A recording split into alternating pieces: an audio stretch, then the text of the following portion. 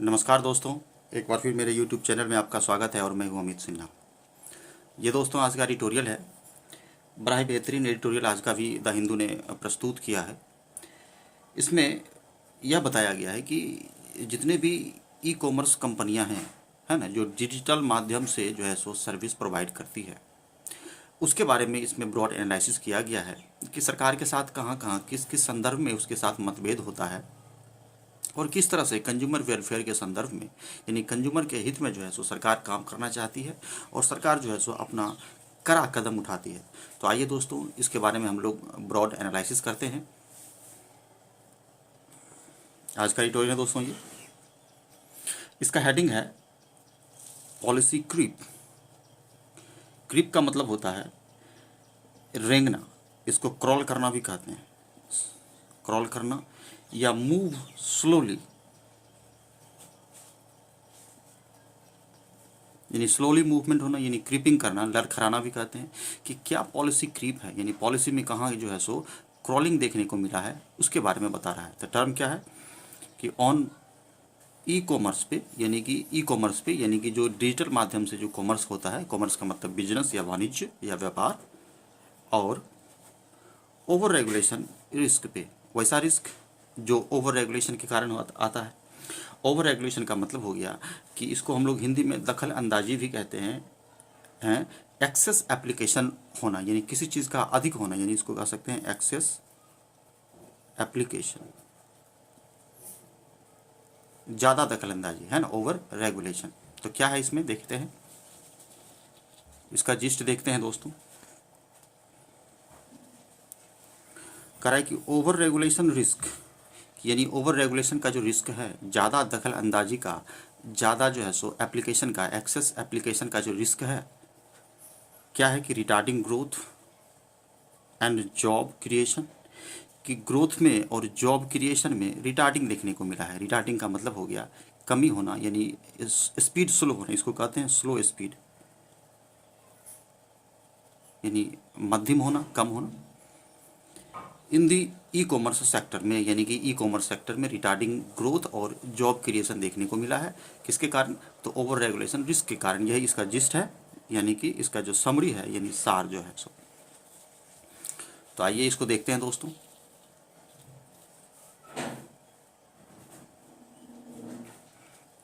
ध्यान से देखना है इसे। कहा है कि बेयरली, बेयरली का मतलब होता है सिर्फ, यानी only. 11 month after the government notified the consumer protection या ई कॉमर्स रूल्स 2020, कह रहा है कि सिर्फ 11 मंथ के बाद, जबकि गवर्नेंट ने, सरकार ने नोटिफाइड किया है, यानी कि एक सूचना जो है सूचित किया है, द कंज्यूमर प्रोटेक्शन रूल्स 2020 के संदर्भ में।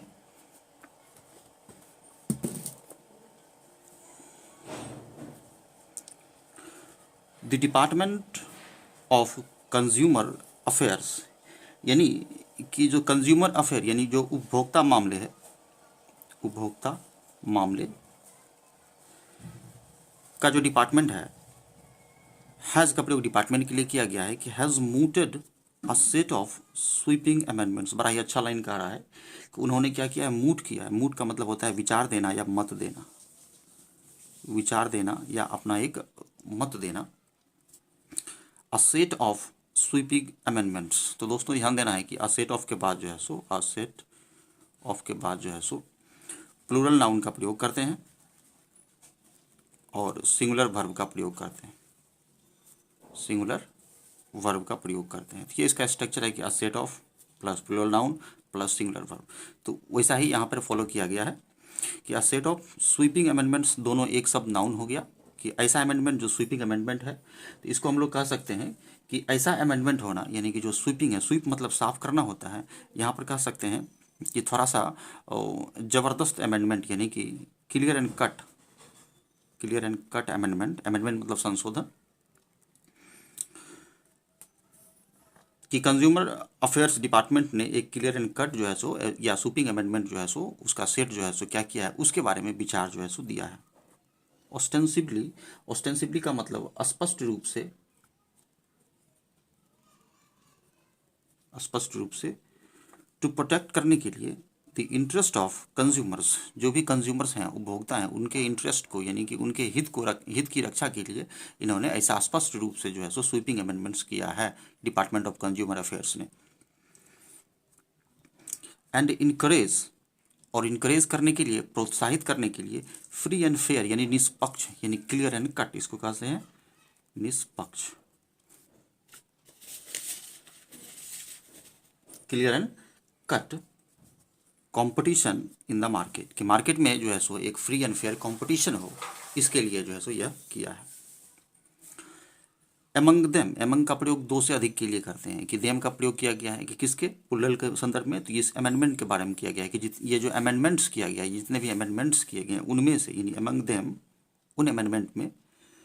इज अ नॉर्म, कि एक नॉर्म है, नॉर्म मतलब प्रक्रिया है, स्टिपुलेटिंग दी अपॉइंटमेंट, जिसमें स्टिपुलेट किया गया है यानी बताया गया है, appointment of a chief compliance officer, कि उसमें एक चीफ CCO यानी चीफ कंप्लायंस ऑफिसर के अपॉइंटमेंट के बारे में बात किया गया है, कि उसमें एक इसको जो है इसका अपॉइंटमेंट किया जाएगा। कंप्लायंस का मतलब होता है फॉलो करना, एक ऐसा पदाधिकारी को, ऑफिसर को जो है सो अपॉइंट किया जाएगा। और नोडल कॉन्टैक्ट पर्सन को भी अपॉइंट किया जाएगा, नोडल का मतलब मुख्य होता है, मेन मुख्य कॉन्टैक्ट पर्सन को भी अपॉइंट किया जाएगा फॉर 24/7 यानी कि 24/7 यानी कि 24 आवर के लिए और 7 दिन के लिए, यानी फ्रॉम मंडे टू संडे, यानी कि रेगुलर बेसिस पे जो इसको अपॉइंट किया जाएगा। Coordination with the law enforcement agencies, और जिसका कोऑर्डिनेशन लॉ इन्फोर्समेंट एजेंसी के साथ होगा। लॉ इन्फोर्समेंट एजेंसी का मतलब दोस्तों हो गया कि वैसी एजेंसियां जो किसी पार्टिकुलर पर्पस के लिए तैयार की जाती है, जैसे कि RBI का काम है मॉनेटरी पॉलिसी को देखना, तो मॉनेटरी पॉलिसी का जो है सो इन्फोर्समेंट एजेंसी जो है सो RBI हो गया। तो इसका भी अपना एक अलग तरह का कंज्यूमर अफेयर्स डिपार्टमेंट है, वो इसका लॉ एंड इन्फोर्समेंट एजेंसी कहलाता है, कि इसके कोऑर्डिनेशन में जो है सो इसकी स्थापना की जाएगी, चीफ कंप्लायंस ऑफिसर की, और नोडल कॉन्टैक्ट पर्सन की स्थापना की जाएगी। इस तरह का जो है सो नॉर्म यानी प्रक्रिया के बारे में इस अमेंडमेंट में बताया गया है, ऐसा ही इसमें कहा गया है। And another requiring e commerce entities,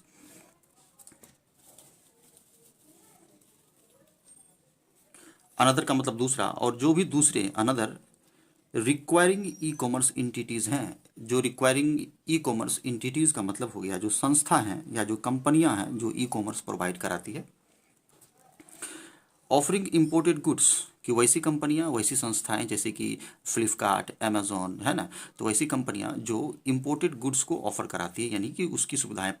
उपलब्ध कराती है। जो भी इम्पोर्टेड गुड्स है यानी जो बाहर से वस्तु आता है, जैसे हम लोग बात करें रेडमी मोबाइल की, तो रेडमी मोबाइल एक इम्पोर्टेड गुड्स है जो कि चाइना मेड इन चाइना है, और उसको हम लोगों को उपलब्ध जो कराती है जो भी ई कॉमर्स कंपनियाँ हैं, है ना। तो आप लोग समझ गए होंगे कि ऑफरिंग इम्पोर्टेड गुड्स या सर्विसेज को जो ऑफर कराती है। टू इनकॉर्पोरेट, इनकॉर्पोरेट का मतलब हो गया शामिल करना।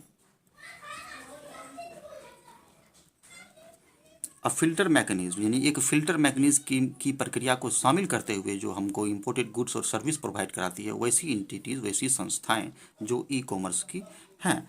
फिल्टर मैकेनिज्म का मतलब हो गया कि फिल्टर करके, यानी कि किसी दूसरे माध्यम का भी प्रयोग करके, यानी कि एक स्पष्ट तरीके से किसी प्रोसेस से होकर गुजर कर जो हमारे पास जो है सो गुड्स या सर्विस जो हमारे तक पहुंचता है।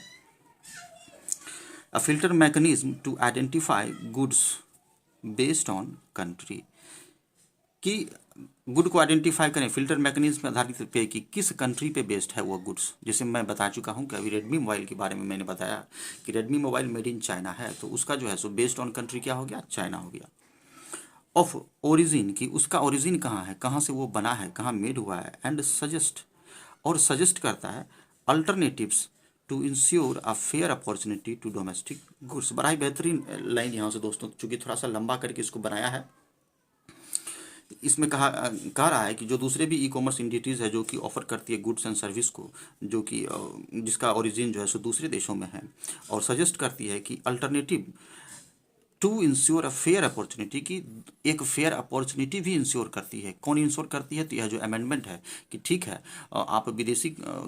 वस्तुओं का तो आप जो है सो सेलिंग करेंगे ही, साथ ही यह भी होना चाहिए जिसमें कि जो हमारे डोमेस्टिक घरेलू जो कंपनियां हैं वह भी ठीक से fair and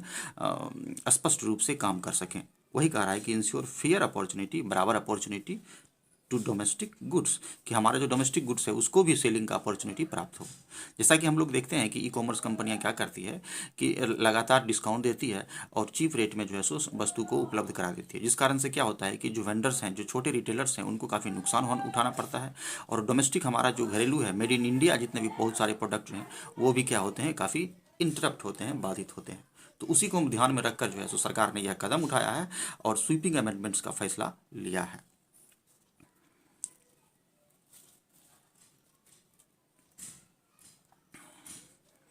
a third mandates, बड़ा ही अच्छा शब्द कराए कि, और तीसरा जो एक मैंडेट है, मैंडेट का मतलब जो घोषणा है, जो आदेश है,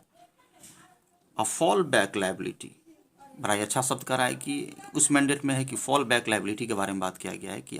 आपका जो लायबिलिटी है, यानी ई कॉमर्स कंपनियां का जो लायबिलिटी है, जिससे वो फेल बैक हो जाती है, यानी पीछे मुड़ जाती है, यानी जिस वस्तु का डिलीवरी होना चाहिए उसका डिलीवरी ठीक से नहीं हो पाता है, यानी ग्राहकों की जो असंतुष्टि होती है, वही कह रहा है कि fall back liability on online market places, कि ऑनलाइन जो मार्केट प्लेस है उस पर जो लायबिलिटी का फॉल बैक होता है, यानी उसकी जो लायबिलिटी है उस पर वह जो फॉल बैक गिर जाता है, खरा नहीं उतरता है,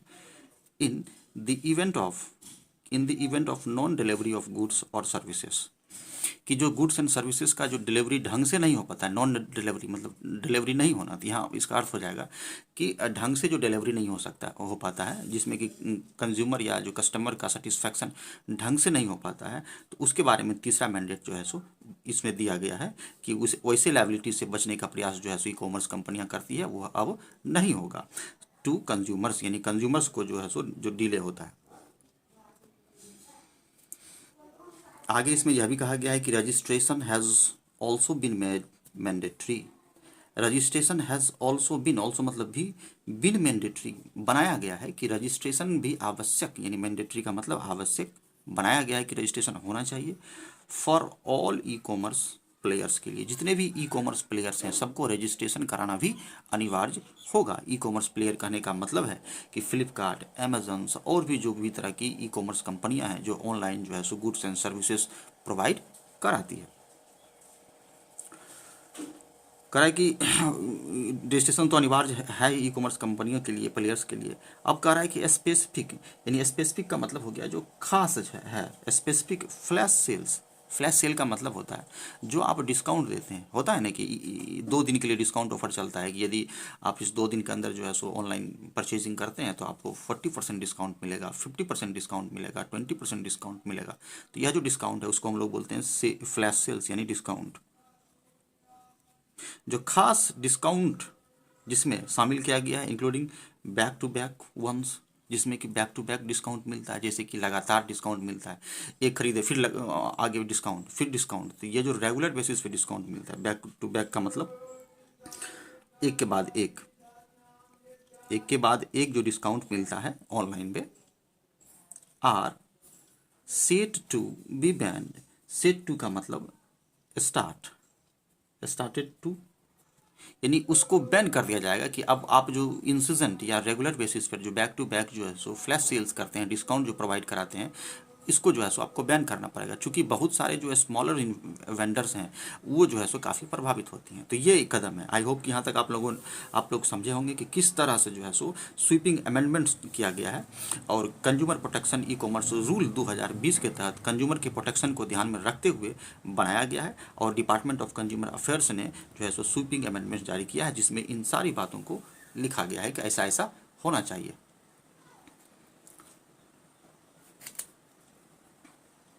एंड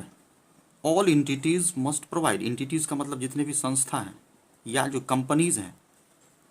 जो ऑनलाइन ट्रांजैक्शंस करती है, कि सारे entities must provide, must model के बाद V1 का प्रयोग किया गया है, इन्फॉर्मेशन, कि उनको इन्फॉर्मेशन भी प्रोवाइड कराना होगा, देना होगा विदिन 72 आवर्स, यानी 72 घंटे के अंदर, 72 आवर्स के अंदर, ऑन एनी रिक्वेस्ट, किसी तरह का यदि रिक्वेस्ट होता है, रिक्वेस्ट किया जाता है किसके द्वारा, तो made by an authorised government agency, यानी कि सरकार यदि सरकारी एजेंसी उनसे यदि किसी तरह का रिक्वेस्ट करती है, किसी तरह का डीलिंग मांगती है, किसी तरह का आवेदन मांगती है कि आप भैया इस तरह का विवरण दीजिए, तो उनको 72 घंटे के अंदर जो है सो वह टोटल जो है सो डिस्क्रिप्शन सरकार को या पार्टिकुलर एजेंसी को उपलब्ध कराना होगा, है ना। वही ऑथराइज्ड गवर्नमेंट एजेंसीज को। प्रोबिंग मतलब जांच, एनी ब्रेच ऑफ लॉ, कह रहा है कि इस अर्थ में क्या करने के लिए, तो प्रोब करने के लिए ऑथराइज्ड गवर्नमेंट एजेंसी को उनको क्या करना पड़ेगा, यदि वो रिक्वेस्ट करती हैं कि भैया डिटेल दीजिए, तो इन कंपनियों को, एंटिटीज़ को डिटेल देना पड़ेगा 72 घंटे के अंदर। किस संदर्भ में, तो प्रोबिंग करने के लिए, जांच करने के लिए कि कहीं कुछ इस तरह का प्रॉब्लम तो नहीं है कि एनी ब्रीच ऑफ लॉ नहीं है, ब्रीच मतलब तोड़ना, ब्रेक करना, लॉ मतलब कानून को, कि कहीं ये जो सारी कंपनियां हैं क्या वो जो है सो प्रोटेक्शन ई कॉमर्स का जो लॉ है, कंज्यूमर प्रोटेक्शन, कहीं उसके रूल को तो नहीं तोड़ती है। यदि तोड़ती है तो आप जो है सो पूरा जो है सो डिक्लेरेशन दीजिए। वही इसमें कहा गया है कि कहीं किसी तरह का ब्रीच ऑफ लॉ तो नहीं होता है। ब्रीच मतलब तोड़ना, लॉ मतलब लॉ।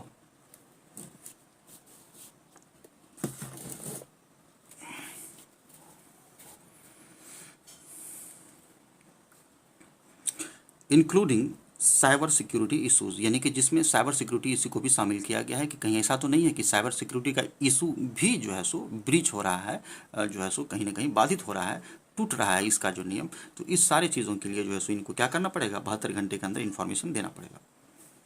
वाइल जबकि प्लस माइनस वाला सेंटेंस कि on the face of it, यानी इसके फेस में, यानी कि इसी के परिप्रेक्ष्य में, none of these new rules appears exceptionable, बड़ा ही अच्छा शब्द किया है दोस्तों। इससे पहले हमने देखा कि अ सेट ऑफ, आगे इससे पहले हमने देखा कि अ सेट ऑफ के बाद प्लूरल नाउन का प्रयोग करते हैं और सिंगुलर वर्ब का प्रयोग करते हैं। उसी तरह से यहाँ पर भी एक रूल है कि नन ऑफ के बाद, यानी कि नन ऑफ के बाद यहाँ कह सकते हैं कि नन ऑफ प्लस प्लूरल, इसके बाद भी प्लूरल नाउन का प्रयोग करते हैं और सिंगुलर वर्ब का प्रयोग करते हैं। ध्यान देना है कि नन ऑफ के बाद प्लूरल नाउन का और सिंगुलर वर्ब का प्रयोग करते हैं। तो वही यहाँ पर जो है सो देखने को मिल रहा है। कह रहा है कि none of these new rules, ये कि नन ऑफ के बाद देखिए रूल्स, न्यू रूल्स है, ये प्लूरल नाउन है, ये प्लूरल नाउन हो गया, और उसके बाद अपीयर्स जो है सो ये सिंगुलर वर्ब हो गया, है ना। तो none of these new rules, यह जो नया रूल्स दिया गया है उनमें से कोई भी नहीं अपीयर्स, चूंकि सब्जेक्ट आपका सिंगुलर हो गया, नन हो गया, तो नन के बाद सिंगुलर का प्रयोग करते हैं, इसलिए यहाँ पर सिंगुलर वर्ब का प्रयोग किए हैं। एक्सेप्शनल, एक्सेप्शनल का मतलब हो गया है, इसको कहते हैं हम लोग कि अपवाद। अपवाद कहने का मतलब हो गया कि किसी भी तरह का ऑब्जेक्शन इस पर नहीं है, ऑब्जेक्शन लेवल, कि कोई भी रूल ऐसा नहीं है कि जिस एक्सेप्शन है या जिस पर कि आप जो है सो अपवाद कह सकते हैं, यानी कि यह नया है, पहले भी इस तरह का नियम कंज्यूमर अफेयर के लिए लाया गया है, या ऐसा नहीं है कि इस पर किसी तरह का ऑब्जेक्शन आप लगा सकते हैं। चूंकि यह कंज्यूमर अफेयर्स की बात करता है, खास करके जब specially when e commerce tops the national consumer helpline complain chart. बड़ा ही अच्छा लाइन कह रहा है कि खास करके तब आप किसी तरह का इस पर ऑब्जेक्शन नहीं लगाते हैं कि जबकि कोई e commerce company, when e commerce company tops the national consumer helpline complain chart, यानी कि नेशनल कंज्यूमर हेल्पलाइन का जो कंप्लेन चार्ट है, कंप्लेन है जिसमें कि कंज्यूमर कंप्लेन करता है यदि उसको किसी तरह की शिकायत होती है,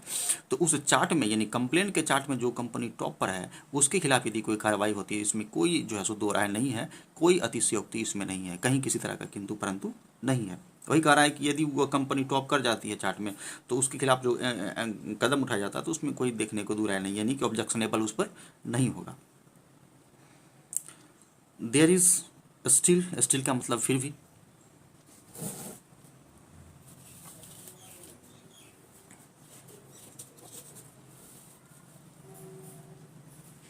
कह रहा है कि देयर इज स्टिल, फिर भी,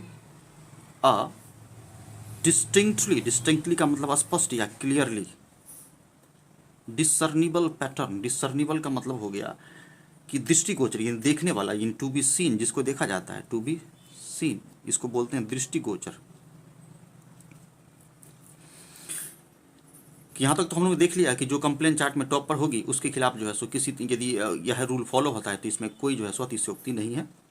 कि there is still a distinctly discernible pattern, कि स्पष्ट रूप से, यानी कि इस तरह का पैटर्न को देखा जा सकता है, टू द चेंजेस, यानी इस तरह का जो चेंजेस होता है, ये रूल्स रेगुलेशन में बदलाव करके जो है सो नया रूल को फॉलो किया जाता है, तो इसको स्पष्ट रूप से देखा जा सकता है। अब यहाँ से कह रहा है following, following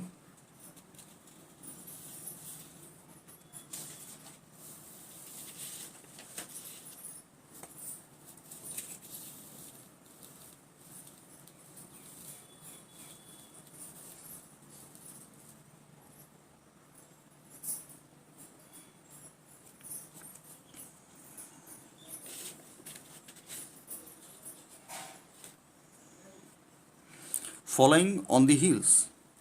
of the recent IT यानी कि intermediary guidelines and digital media ethics code rules, यानी कि इस आईटी रूल्स के तहत एक दोस्तों फ्रेज है following the hills. Following the hills का मतलब होता है कि किसी चीज़ के अकॉर्डिंग जो है सो ट्रीटमेंट करना है ना, यानी कि कोई चीज़ है तो उसके सापेक्ष में उसको, यानी इसको कह सकते हैं एक ट्रीटमेंट, एक समुचित व्यवहार किसी पार्टिकुलर, तो है ना। तो ये फॉलोइंग द हिल्स एक शब्द हो गया जिसका हिंदी होता है ट्रीटमेंट, एक समुचित व्यवहार किसी टर्म के संदर्भ में।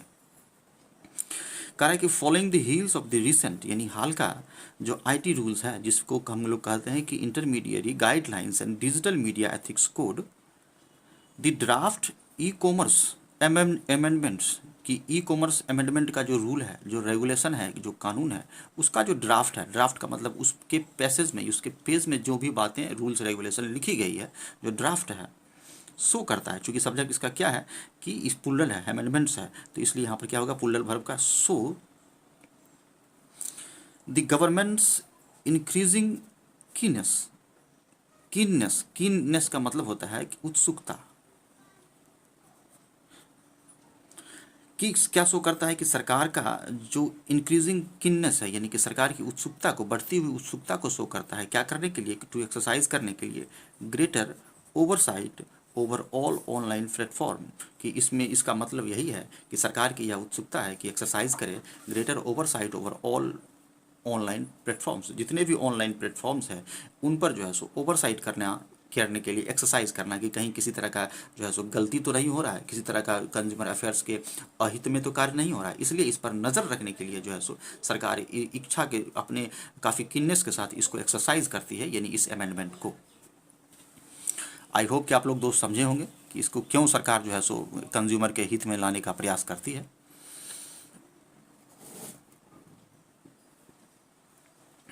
अगला पैराग्राफ है the centre also appears, centre subject इसलिए सिंगुलर वर्ब का प्रयोग किया गया है, to be signalling its intent. कह रहा है कि सेंटर जो है सो ऑल्सो अपीयर्स, सेंटर ऐसा अपीयर होता है यानी मालूम पड़ता है, लगता है, सिंगुलर वर्ब है कि टू बी सिग्नलिंग, सिग्नल देना, यानी एक प्रकार का कह सकते हैं कि अनुमति देना, to be signalling its intent to dig. Intent का मतलब इंटेंशन यानी इरादा, यानी कि केंद्र सरकार का इससे इरादा सिग्नल होता है, मालूम पड़ता है, नजर आता है। To dig in its heel, ये भी एक फ्रेज है, dig its heel. Dig heel का मतलब हो गया कि अपने जिद पर अड़े होना, यानी कि एक प्रकार का कह सकते हैं कि किसी मैटर पर जो है सो काफ़ी जो है सो जिद्दी होना, यानी कि अड़ा होना, इसको कह सकते हैं अड़ा होना, यानी इसको रिजिड भी कहते हैं, रिजिड होना। कि सेंटर का जो सेंटर अपीयर्स होता है signalling its intent to dig in its heel in an intensifying stand off with Walmart's unit Flipkart and Amazon. बड़ा ही बेहतरीन लाइन यहाँ से कह रहा है कि सेंटर का इंटेंशन यानी जो इरादा है वह जो है सो लगता है कि जिद्दीपन का इरादा है, यानी काफ़ी रिजिड इरादा है। किसके संदर्भ में? तो इन इंटेंसिफाइंग, इंटेंसिफाई मतलब बढ़ना, तीव्र होना, किसी की डेंसिटी का तीव्रता होना, इंटेंसिफाइंग स्टैंड ऑफ मतलब झगड़ा या conflict,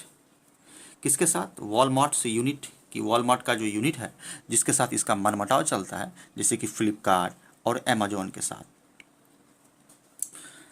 which are both, which are का प्रयोग किया गया है कि फ्लिपकार्ट और अमेजॉन के लिए, है ना, जो वॉलमार्ट के यूनिट है, बोथ यानी दोनों, नाउ इन कोर्ट कि वो जो है सो कोर्ट में है, अभी अभी कोर्ट में क्या कर रही है, तो बैटलिंग कर रही है, यानी कि संघर्ष कर रही है, क्योंकि उस पर जो है सो इलीगल तरह से, इलीगल नहीं उसको कह सकते हैं कि उस पर जो है सो कंज्यूमर अफेयर्स यानी कंज्यूमर सेटिस्फैक्शन के अगेंस्ट काम करने का जो उस पर आरोप है, इसलिए जो है सो सरकार उसको कटघरे में खड़ा की है और सरकार के साथ उसका बैटलिंग चल रहा है कोर्ट में, यानी अभी संघर्षरत है। An attempt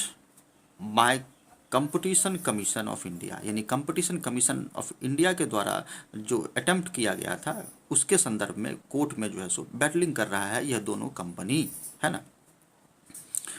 to reopen a probe into मतलब जांच होना, प्रोब इनटू जांच होना,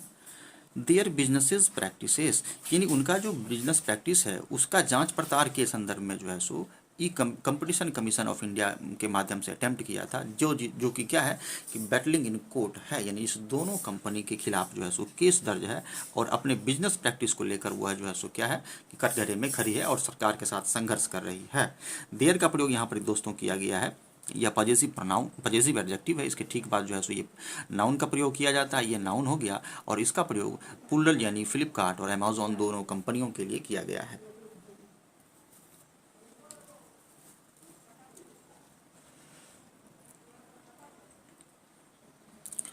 द टू लार्ज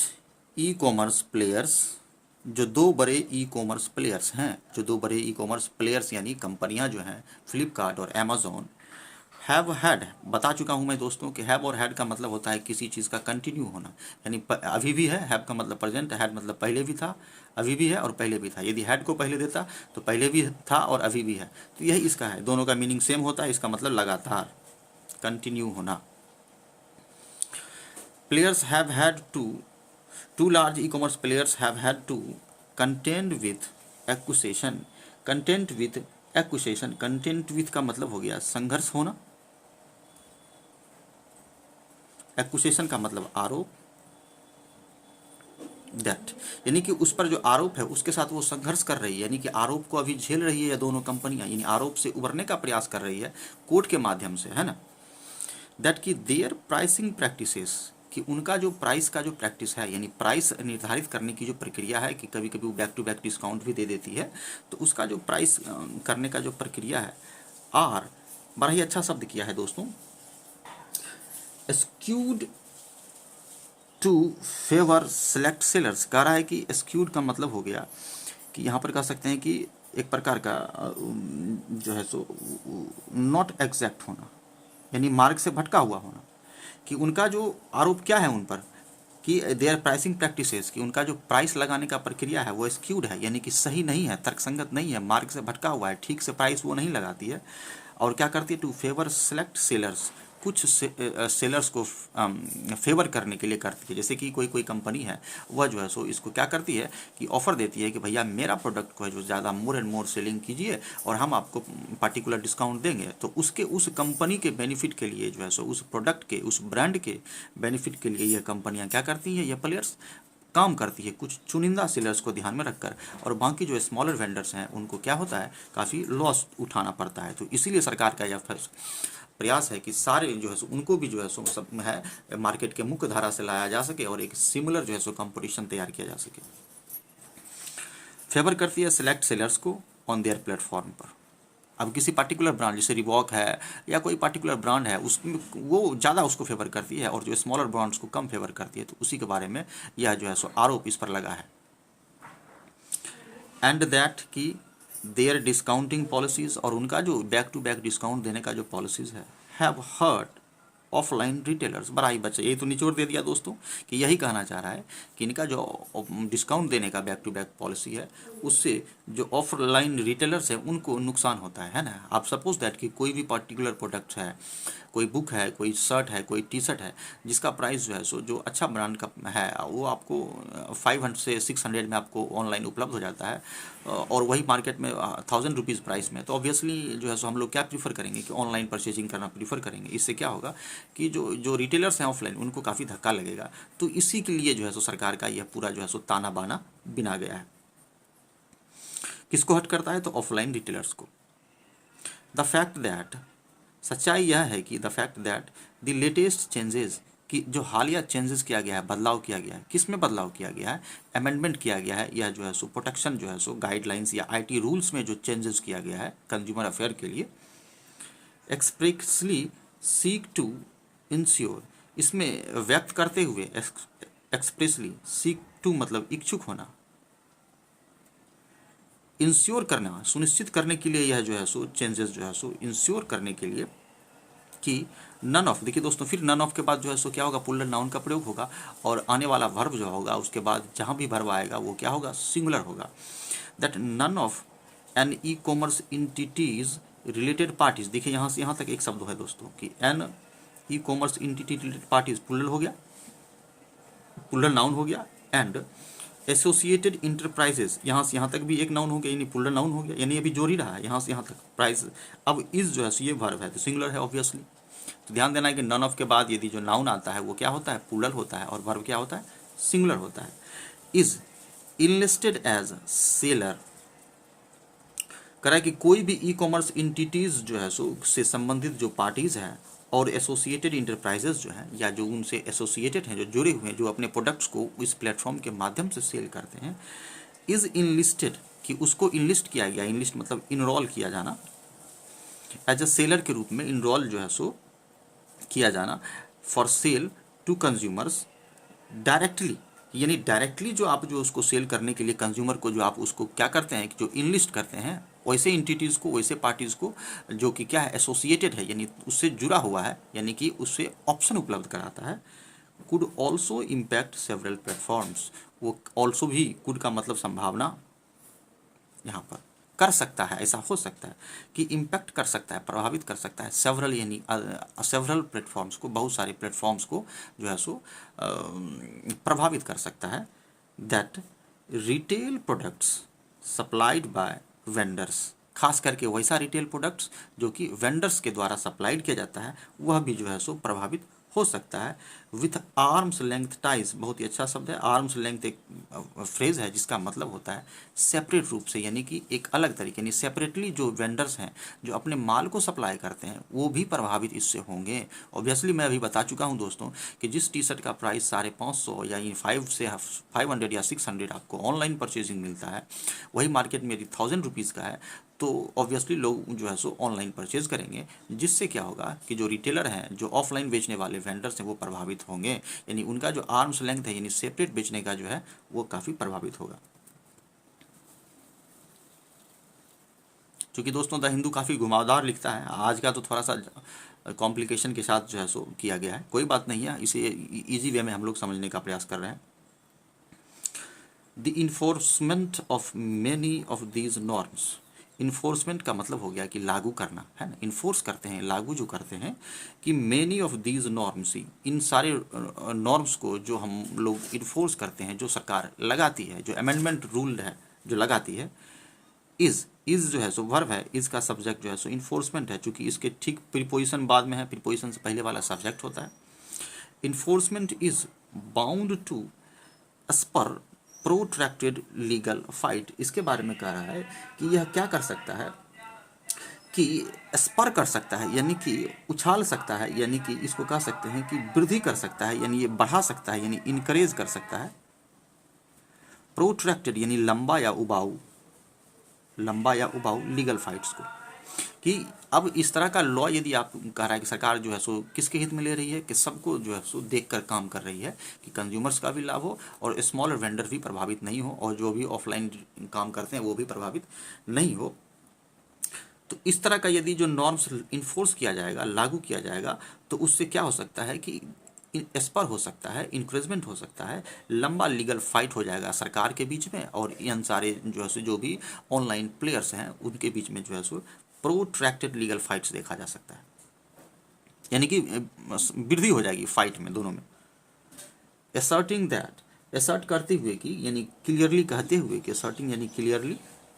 स्पष्ट रूप से कि द अमेंडमेंट्स, जो यह नया संशोधन किया गया है इस रूल में,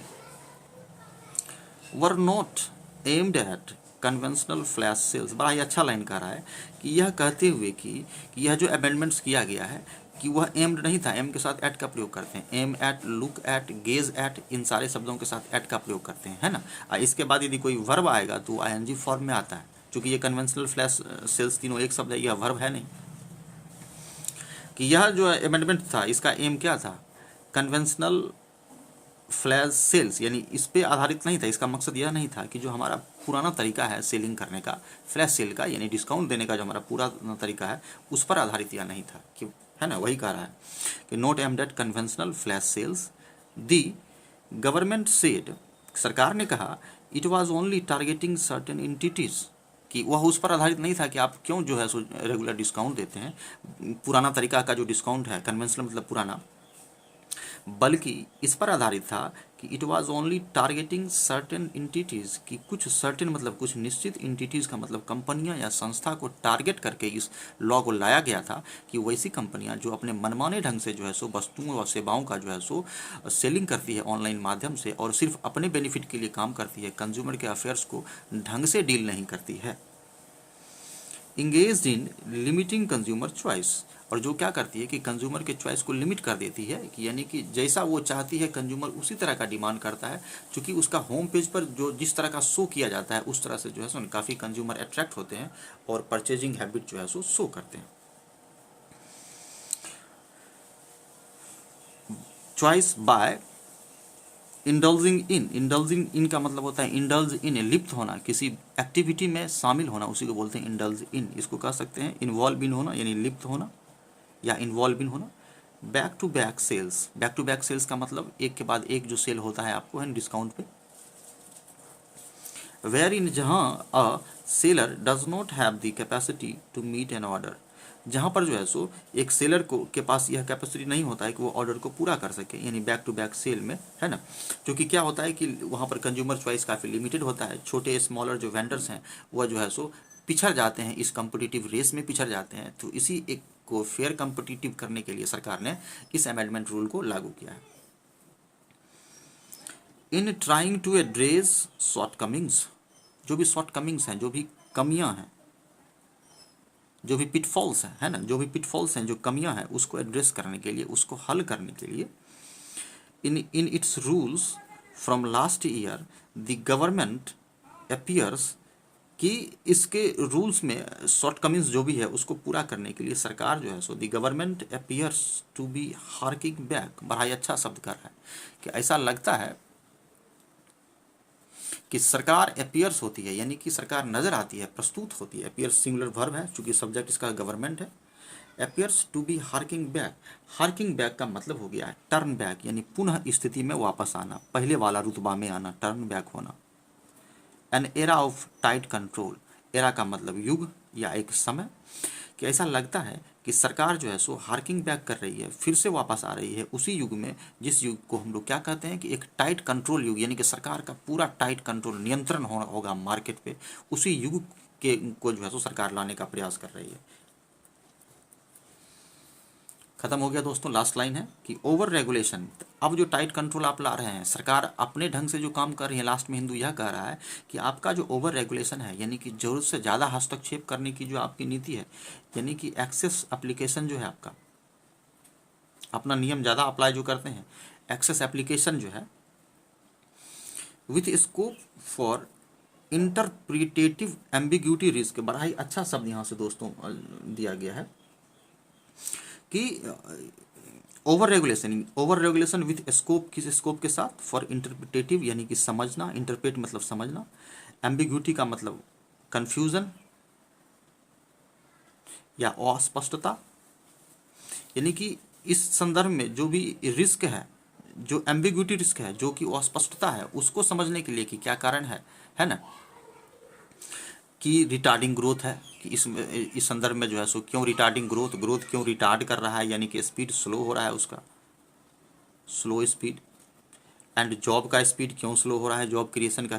क्रिएशन और ग्रोथ क्यों रिटार्ड कर रहा है, रिटार्डिंग कम हो रहा है। इन दी हितार्थो का मतलब अभी तक, till now, expanding e commerce sector, यानी कि अभी तक जो भी हमारा ई कॉमर्स सेक्टर का एक्सपेंडिंग हो रहा है उसमें जो है सो क्यों ग्रोथ में कमी देखने को मिल रहा है, जॉब क्रिएशन में कमी देखने को मिल रहा है। तो इन सारे चीज़ों में जो रिस्क है उसकी जो अस्पष्टता है कि किस तरह का कारण क्या है, उसको समझने के लिए जो है सो जो आप ओवर रेगुलेशन का जो है सो स्कोप लाते हैं, यानी कि अपना पूरा कानून प्रयोग करते हैं, उसके बारे में इसमें पूरी डिटेल्स में बताया गया है। आई होप कि दोस्तों कि आप लोग इसे समझे होंगे कि इसमें कहना क्या चाह रहा है। तो धन्यवाद दोस्तों, फिर मिलते हैं अगले वीडियो में।